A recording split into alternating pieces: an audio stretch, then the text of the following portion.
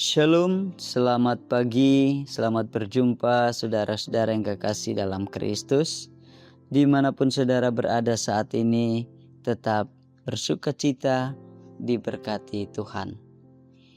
Pagi ini kita berjumpa lagi dalam program Renungan Harian Toraya. Edisi Minggu, tanggal 9 Agustus 2026.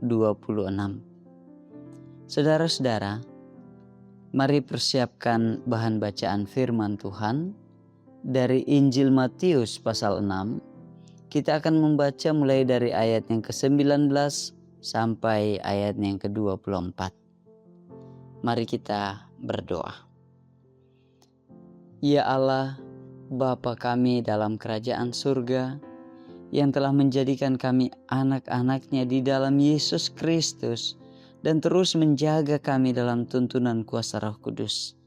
Terima kasih kami boleh menjalani hidup kami dalam anugerah-Mu. Dan saat ini Tuhan, kami rindu mendengarkan firman-Mu. Biarlah lewat firman ini kami terus berpaut hanya kepada Allah. Dan di dalam kasih-Mu kami bersama-sama berdoa. Amin. Injil Matius pasal 6 ayat 19 sampai 24. Harta di surga. Yesus berkata, "Janganlah mengumpulkan harta bagi dirimu di bumi, di mana ngengat dan karat merusaknya, dan pencuri membongkar serta mencurinya. Namun kumpulkanlah bagimu harta di surga, yang tidak dirusak oleh ngengat dan karat, dan pencuri tidak membongkar serta mencurinya. Sebab di mana hartamu berada, di situ juga hatimu berada. Mata adalah pelita tubuh. Jika matamu baik, teranglah seluruh tubuhmu. Jika matamu jahat, gelaplah seluruh tubuhmu. Jadi, jika terang yang ada padamu itu menjadi gelap, betapa gelapnya kegelapan itu. Tak seorang pun dapat mengabdi kepada dua tuan, sebab ia akan membenci yang seorang dan mengasihi yang lain, atau ia akan setia kepada yang seorang dan tidak mengindahkan yang lain.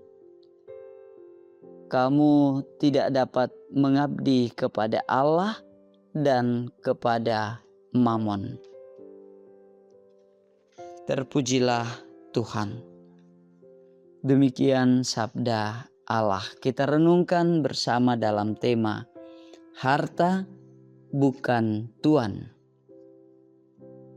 Dalam bahasa Toraja, tangia eanan ladi pengkaulai.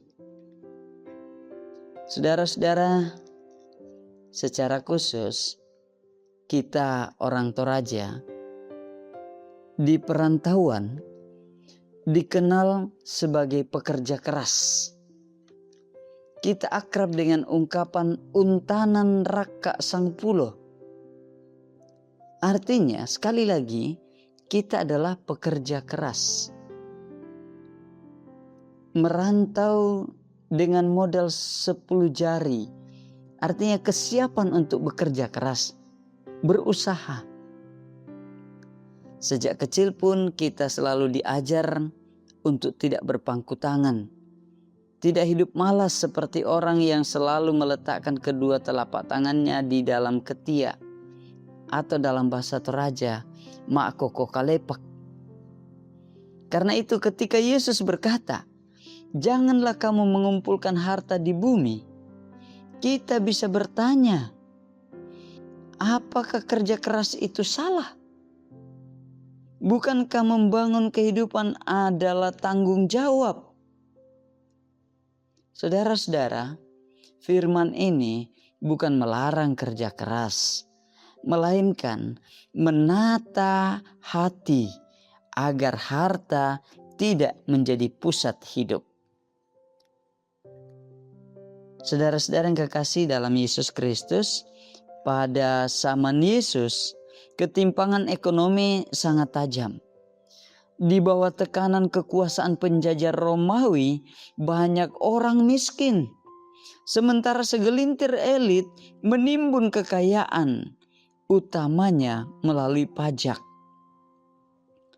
Karena itu, mengumpulkan harta sering berarti memanfaatkan sistem yang menindas tersebut untuk memperkaya diri.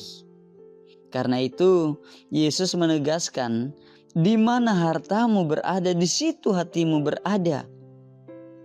Masalahnya bukan jumlah harta, melainkan siapa Tuhan yang kita layani. Kuasa dosa dapat benar-benar merusak hati manusia, sehingga mudah menjadikan harta sebagai berhala. Pesan Tuhan Yesus begitu jelas. Dalam ayat yang ke-24 pembacaan kita, Yesus berkata, kita tidak dapat mengabdi kepada Allah dan Mamon sekaligus. Jemaat Tuhan yang sama dikasihi, hari ini kita melihat bentuk-bentuk Mamon itu bisa berupa karir, rasa aman finansial, atau gengsi sosial, dan berbagai bentuk hal yang membuat kita jauh dari kehendak Allah. Kita boleh bekerja keras sebenarnya. Bahkan dalam 2 Tesalonika pasal 3 ayat 10 dikatakan bahwa kerja itu adalah sesuatu yang menjadi bahagian hidup kita. Boleh dikatakan itu adalah panggilan Allah. Jika seseorang tidak mau bekerja, janganlah ia makan. Dan Tuhan mengajarkan kepada kita bersama melalui firman-Nya, usahakanlah untuk kesejahteraanmu. Tentu pesan ini pun disampaikan kepada Adam.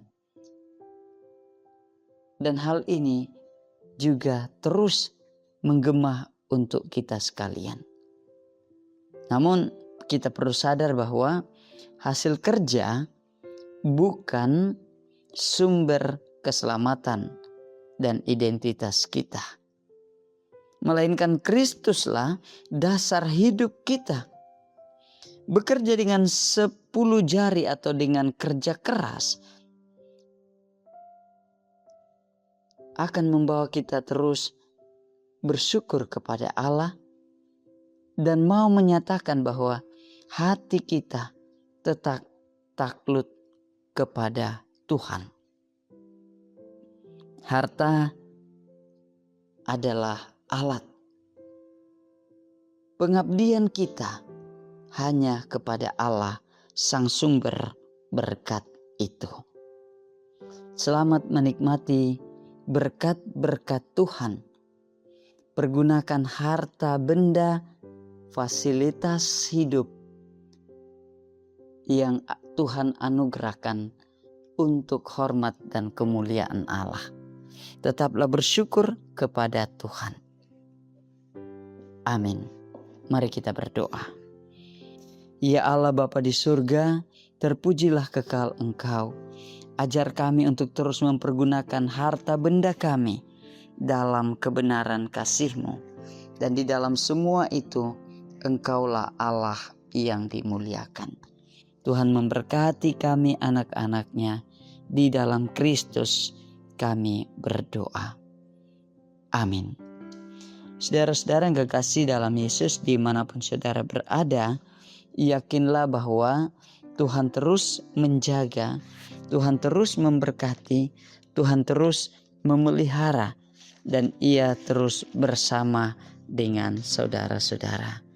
Damai kasih-Nya terus melingkupi saudara-saudara. Shalom.